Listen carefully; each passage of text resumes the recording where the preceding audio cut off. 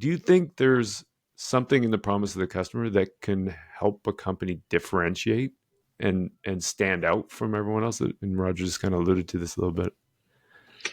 Absolutely. I mean, a key component of making a successful promise is that it has to be valuable.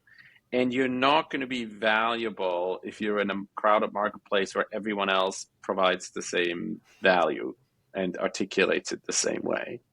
But the other thing I would say is, yes, differentiation is incredibly important, but specifically to marketing, distinctiveness is as important. You need to combine the two, because not only does a promise need to be valuable, it needs to also be memorable, right? And to come back to a very easy example, the car insurance example, every car insurance company used to have this slogan of, we're here for you. We're going to take care of you. You can trust us. We're reliable. When things go wrong, we'll be there, right?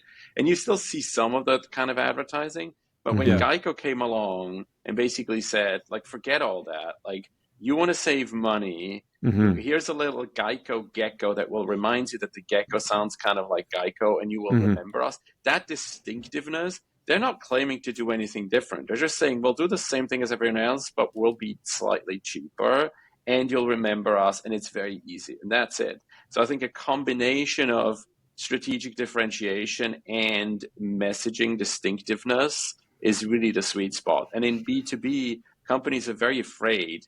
Everyone uses, a certain color of blue, a certain, everyone wants to buck. No one wants to buck that trend. No one's like, oh, we're the pink company that does B2B, because that's not serious enough, right?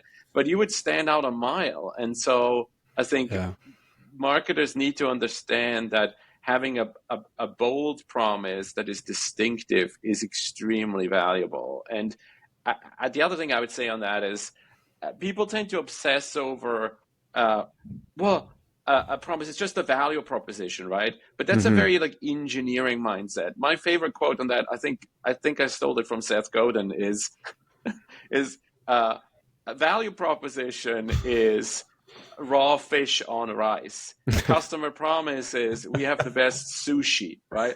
It's the same thing, but I don't think anyone wants to go to a restaurant that sells raw fish on rice, last time I checked. Oh my gosh. I've never heard that before. That's really good.